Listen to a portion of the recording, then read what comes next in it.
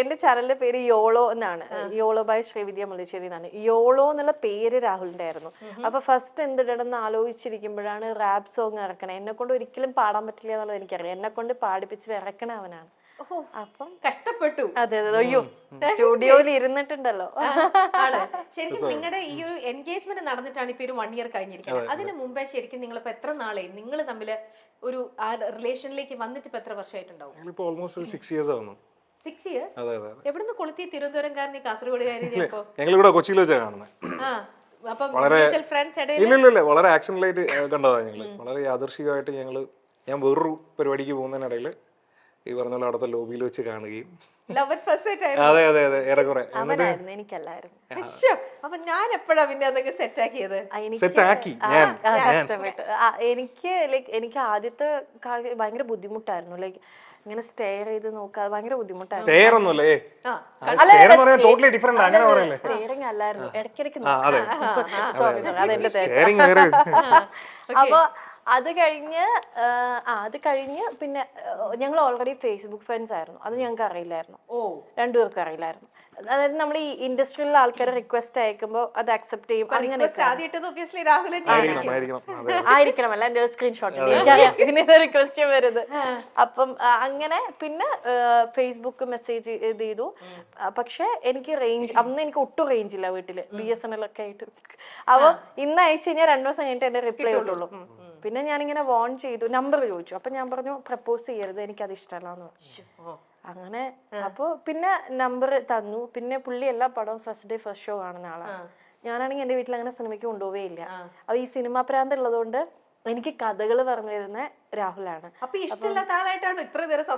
അല്ല, പ്രപ്പോസ് ചെയ്യില്ലെന്ന് എനിക്ക് ഒരു ഇത് കോൺഫിഡൻസ് കിട്ടിയതിന് ശേഷമാണ് നമ്പർ കൊടുത്തത്. പിന്നെ ഫ്രണ്ട്സ് ആയി. ഇഷ്ടമല്ല, ലൈക്ക് ഇതല്ല, എന്താണ്, പ്രണയം തുടങ്ങിയിട്ടില്ല. എന്നിട്ട് പിന്നെ കഥകൾ നമ്പർ പിന്നെ കൊടുത്തു ഞാൻ. എന്നിട്ട് ഞാൻ പറയും നമ്പർ തരാം, പക്ഷേ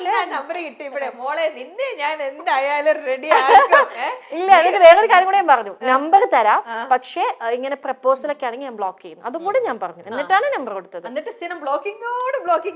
ബ്ലോക്ക് ചെയ്യാൻ പറ്റില്ല, അയച്ച മെസ്സേജ് ഇട്ട് 2 ദിവസം കഴിഞ്ഞിട്ടാ. പിന്നെ ഈ സിനിമാ കഥകൾ അറിയാൻ വേണ്ടി വിളിച്ചു തുടങ്ങി. ഈ നന്നായിട്ട് കഥ പറയാൻ പറ്റും. അതില് ഭയങ്കര മിടുക്കനാണ് ഒരു ഇൻസിഡന്റ് തന്നെ. ശരിക്കും ലൈഫില് നല്ലത് ചീത്തയായിട്ടുള്ള എത്രയൊക്കെ കഥകൾ കേട്ടിട്ടുണ്ടാവും അറിയോ? അവന്റെ കഥകൾ തന്നെ ഇഷ്ടം പോലെ കേട്ടു. അല്ല, ഇനിയിപ്പൊ കേൾക്കാനിരിക്കുന്നതേ ഉള്ളൂ. ലൈഫ് ഒരുമിച്ചൊക്കെ നിങ്ങളുടെ ജേണി തുടങ്ങിയിട്ടല്ലേ ഉള്ളൂ. ഇനി എന്തൊക്കെ കള്ളക്കഥകളും ഇങ്ങനെയുള്ളവരുണ്ടല്ലോ, ഇൻസ്റ്റന്റ് ആയിരിക്കും. നിങ്ങൾ എവിടെയാന്ന് ചോദിച്ചു കഴിഞ്ഞാൽ അവരുടെ ഭാഗത്തുനിന്ന് കഥ മേക്ക് ചെയ്ത് വരിക. അല്ലല്ല, എന്റെ ഭർത്താവും ഇതുപോലെ തന്നെ ഒരു ഡയറക്ട് ചെയ്തിട്ടുണ്ട്. അപ്പം കഥ എഴുതാൻ ഉള്ള ആൾക്കാർ എന്റെ മോൾക്കും അതേ ഒരു ഇത് കിട്ടിയിട്ടുണ്ട്.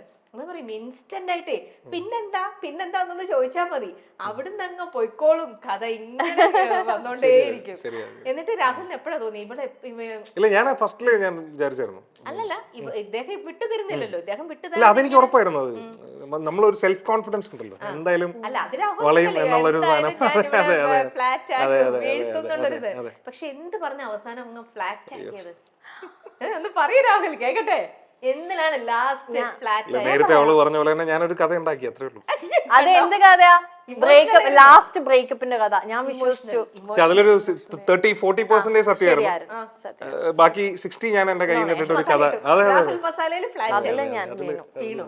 ഞാൻ വിരിച്ചൊരു പാവ മനുഷ്യൻ.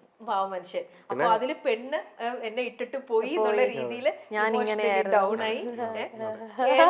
സഹായിക്കൂ, എന്നെ മാനസികമായി സഹായിക്കൂ, സപ്പോർട്ട് ചെയ്യൂ, എന്നെ സപ്പോർട്ട്. അയ്യോ, ആണോ? എങ്ങനെ വിളിക്കണേ? നന്ദൂന്ന്. ആണോ? അന്നേ വിളിച്ചിരുന്നത് ആ പേരാണോ? ആണ്. കാരണം ഇവന്റെ അമ്മ അത്യാവശ്യം എന്റെ അടുത്ത് കമ്പനി ആയിരുന്നു. അപ്പൊ ഇപ്പഴും ഞാൻ പപ്പാമ്മ വിളിക്കുക. പപ്പാമ്മ നന്ദൂന്നാണ് വിളിക്കുക. അവന്റെ ഫ്രണ്ട്സ് മൊത്തം നന്ദൂന്നാ വിളിക്കുക. ആണ്. നാട്ടിലും വീട്ടിലൊക്കെ നന്ദുവാണ്.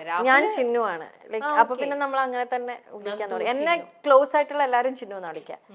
അങ്ങനെ തന്നെ ഫ്ലെക്സ് നന്ദു.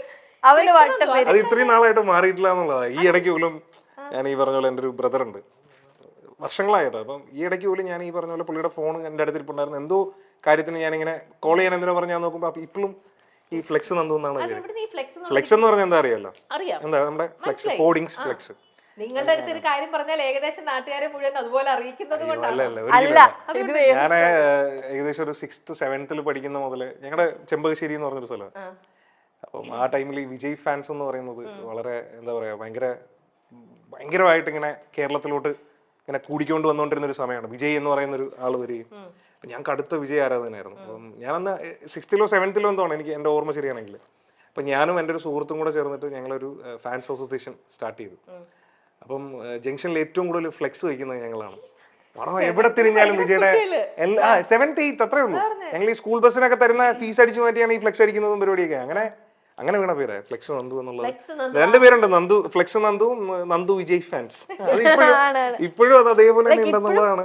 വിജയ് ഫാനാണ് എല്ലാ വിജയ് പടം. ഫ്ലെക്സ് അടിക്കാറില്ല, വിജയ് ഫാനാണ്. അല്ലാതെ തന്നെ വിജയ് ഫാനായിട്ട് പോകണം. ഓക്കെ ചിൽ. അപ്പൊ നമുക്ക് നമ്മുടെ ഈ ഒരു ഇന്നത്തെ ഈ ഒരു സുന്ദരനും നീയും സുന്ദരി ഞാനും, അല്ല സുന്ദരി ഞാനും സുന്ദരൻ നീയും. ഓക്കെ, അപ്പൊ അതില് സുന്ദരിയാണോ സുന്ദരനാണോ കൂടുതൽ സ്മാർട്ട്, അല്ലെങ്കിൽ കൂടുതൽ പരസ്പരം നന്നായിട്ട് മനസ്സിലാക്കിയിരിക്കുന്നത്? ഇപ്പൊ നിങ്ങളൊരു 6 ഇന്നേക്ക് ഇപ്പൊ ഒരു 7 വർഷമായിട്ടുണ്ടാവുമല്ലോ നിങ്ങളുടെ? 6 വർഷം കംപ്ലീറ്റിംഗ് തുടങ്ങുന്നേ ഉള്ളൂ. ഓക്കെ, അപ്പൊ എനിവേ അപ്പൊ 6 years കംപ്ലീറ്റ് ചെയ്തു. 6 yearsൽ നിങ്ങൾ പരസ്പരം എത്രത്തോളം മനസ്സിലാക്കിയിട്ടുണ്ട്, അറിഞ്ഞിട്ടുണ്ട് എന്നൊക്കെ അറിഞ്ഞിട്ടുണ്ടെന്നുള്ളത് ചെറിയൊരു ടെസ്റ്റ് ചെയ്യാൻ പോവാണ് കേട്ടോ. ചെറിയൊരു റൗണ്ട്. ഓക്കെ, ഈ റൗണ്ടില് തെറ്റിച്ചിട്ട് ആൻസർ പറഞ്ഞു കഴിഞ്ഞാൽ ചെറിയ പനിഷ്മെന്റ് ഒക്കെ ഉണ്ടാവും കേട്ടോ.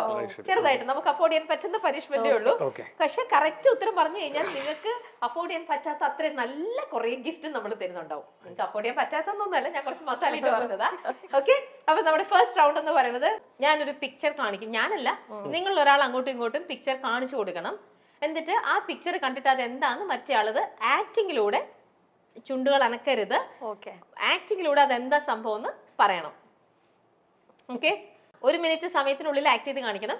പനിഷ്മെന്റ് നമുക്ക് ഇവിടെ പെൻഡിങ് കിടക്കാണ്. നിങ്ങളെ കൊണ്ട് പനിഷ്മെന്റ് ആക്ടിവിറ്റി ചെയ്യിക്കാന്നുള്ളതാണ്, ചെയ്യിക്കാന്നുള്ളതാണ്. പക്ഷെ ശ്രീവിദ്യ നല്ലൊരു ആക്ടറാന്ന് ഓൾറെഡി പ്രൂവ് ചെയ്ത് കഴിഞ്ഞു. ഇദ്ദേഹം നല്ലൊരു ഡയറക്ടർ ആണെന്നാണ് പ്രൂവ് ചെയ്തിരിക്കുന്നത്. നല്ലൊരു ആക്ടറും കൂടെ ആണോന്ന് ടെസ്റ്റ് ചെയ്യാൻ വേണ്ടിട്ട് ആദ്യത്തെ സംഭവം ഞാൻ രാഹുലിന് തന്നെ കൊടുക്കുകയാണ്. രാഹുൽ ഇത് കാണുക, ഒരു രീതിയിലും ഇത് ഞങ്ങളെ ചീറ്റ് ചെയ്യരുത്, കാണിച്ചു കൊടുക്കരുത് കേട്ടോ. ഇത്രയും ക്യാമറ വെച്ചിട്ട് ഞാൻ എങ്ങനെ ആക്ട് ചെയ്ത് കാണിച്ച് ശ്രീവിദ്യയെ കൊണ്ട് പറയിപ്പിക്കണം എന്താ സംഭവം. ഇതെന്താ ശരിക്കും അതല്ലേ ഞാൻ ഉദ്ദേശിക്കുന്നത്? അതന്നെ അവർക്ക് പറയല്ലേ എന്താന്നൊന്നും മിണ്ടരുത്, ഒരു ക്ലൂം കൊടുക്കരുത്. അഭിനയിച്ച് രാഹുലിന്റെ അഭിനയ മികവാണ് ഞങ്ങൾ ഇവിടെ കാണാൻ പോകുന്നത്. Okay, come on Rahul, ready? ശ്രമിക്കൂ, പിന്നെന്താ. നല്ലൊരു ഡയറക്ടർ, എത്ര പേരെ കൊണ്ട് അഭിനയിപ്പിക്കാനുള്ള ആളാണ്. ഞാനല്ല അഭിനയിച്ച് കാണിക്കുന്നത്. അതെ, ചെയ്യൂ. തുടങ്ങിക്കോ. തിന്ന സാധനം എന്ത് പെട്ടെന്നാ? അയ്യോ, ഇങ്ങനെ ഒഴുകി നിൽക്കും. അങ്ങനെ ഒഴുകുന്ന ഒരു സാധനം. പാനീയമാണോ? പാടുന്നതാണോ? പാടുന്നത്, ഒഴുകിയ.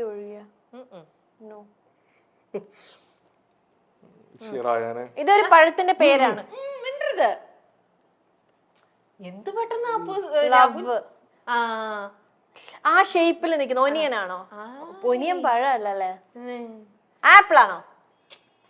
എനിക്ക് മനസ്സിലായില്ല. നീ ഇങ്ങനെ ചോദിച്ചാൽ ഞാൻ എന്ത് പറയും? പെട്ടെന്ന് ആൻസർ ചെയ്യാം. രാഹുൽ കറക്റ്റ് ആയിട്ട് തിന്നുന്ന സമൂസയാണോ? മനസ്സിലായിട്ടില്ല. തിന്നുന്ന സമൂസ. സമൂസ. ഇത് കൊറേ സമൂസ ഉണ്ട്, അതാ നീ കൊറേ കാണിച്ചു. പാട്ടിന്റെ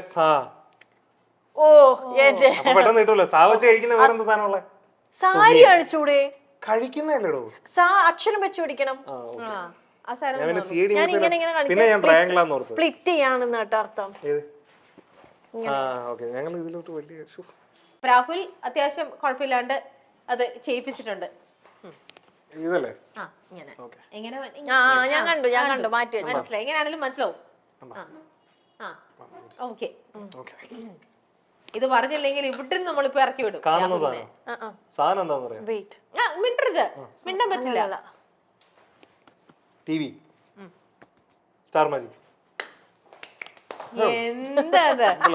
എന്താ ഇങ്ങനത്തെ ചോദ്യങ്ങളൊക്കെയാണ് ഉണ്ടാക്കിക്കൊണ്ട് വരുന്നത്. ഇനി അടുത്തത് വീണ്ടും ശ്രീവിദ്യയുടെ ടേൺ ആണല്ലോ. ഞാൻ പിടിക്കാം. ശ്രീവിദ്യ പിടിക്കുക, രാഹുൽ പറയാ. എല്ലാം വളരെ ഈസിയാ.